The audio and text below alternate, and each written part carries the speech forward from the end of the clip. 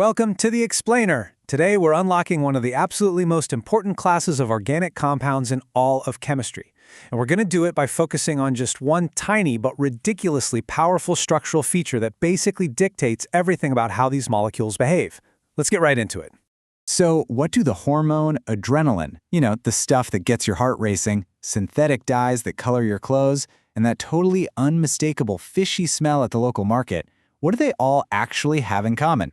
Well, they're all governed by a specific family of molecules known as amines. They are literally everywhere, from our biology to heavy industrial manufacturing.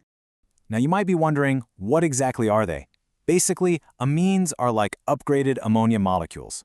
You start with your standard ammonia, NH3, and you simply swap out one, two, or all three of those hydrogen atoms with an alkyl group, which is just a standard carbon chain, or an aryl group, like an aromatic ring. That one simple substitution creates this huge, vast array of compounds that show up in proteins, vitamins, medicines, and even synthetic polymers. It's a real game changer.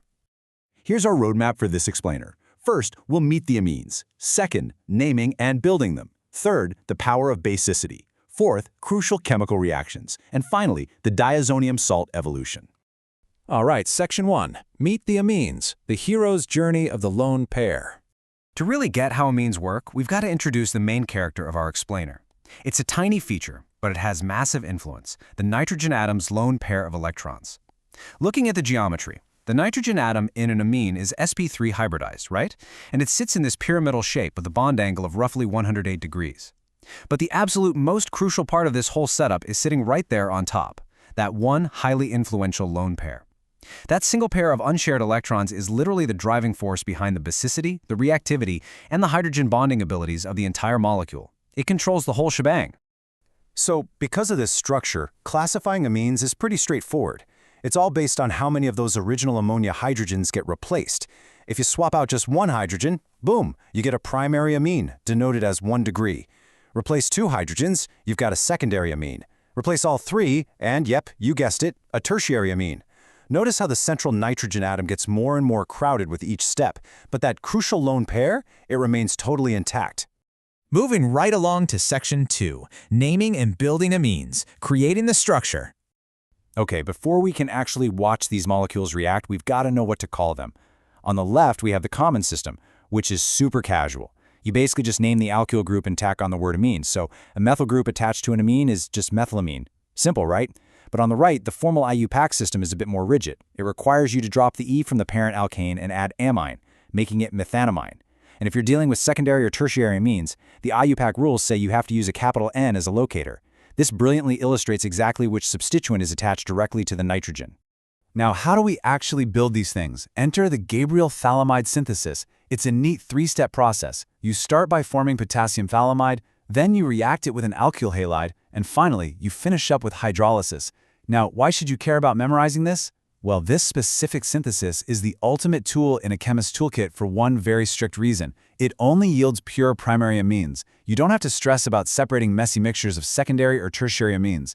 The only real limitation here is that you can't use it to prep aromatic amines, but for primary aliphatic ones, it's absolutely perfect.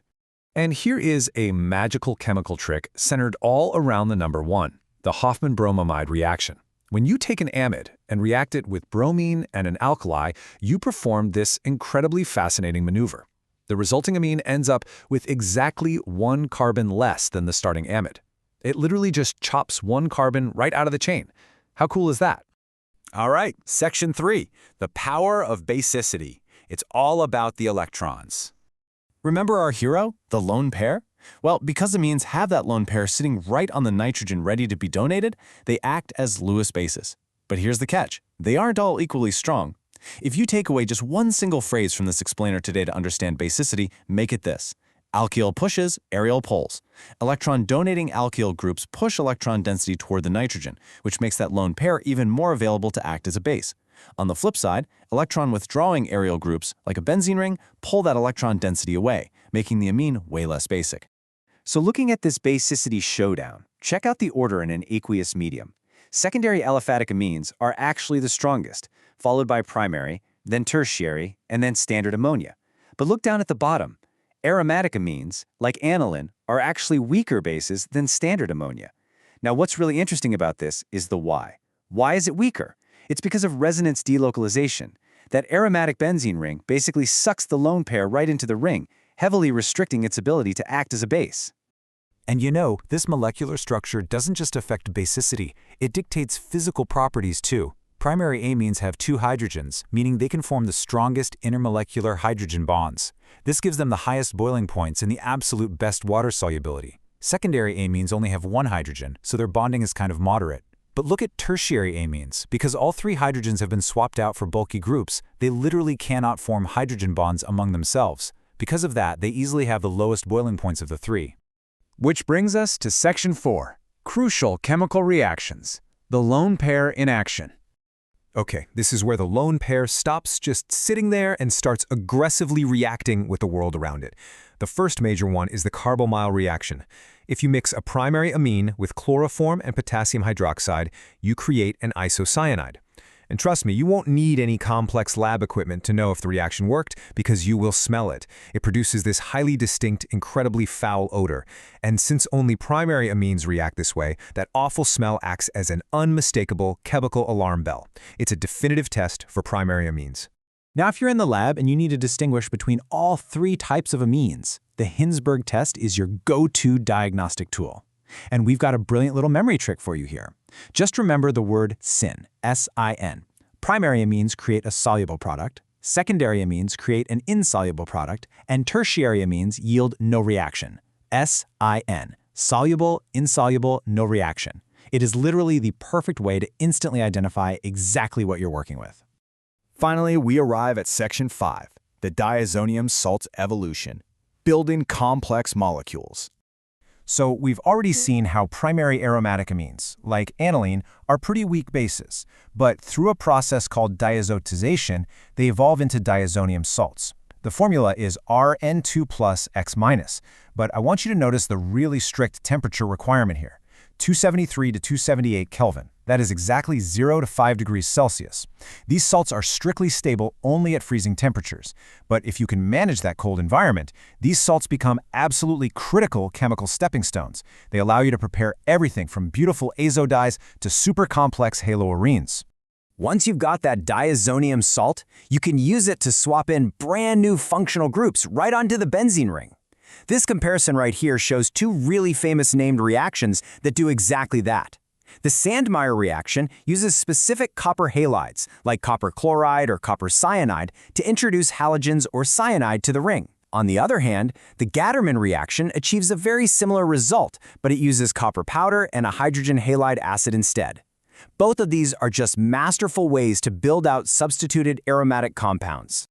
Okay, we've covered a massive amount of ground today, so the absolutely crucial point is that you lock in these rapid-fire rules for your exams. Number 1, aniline is less basic than ammonia because of resonance. Number 2, Gabriel synthesis yields pure primary amines only. Number 3, diazonium salts are highly unstable and absolutely require low temperatures. And number 4, in electrophilic substitution, the NH2 group is an activating orthopara director. Got it? Good. Which brings us to our final thought. Look, amines aren't just dry textbook theory. They are the literal building blocks of our modern world. I mean, they're everywhere, from the amino acids in your own body to the local anesthetics they use at your dentist's office. So I'll leave you with this question to ponder. How might the diazonium salts and amine structures you learned to build and manipulate today become the breakthrough medicines, dyes, or advanced materials of tomorrow? That lone pair of electrons is just ready and waiting to react. Keep learning, keep questioning, and I'll catch you in the next explainer.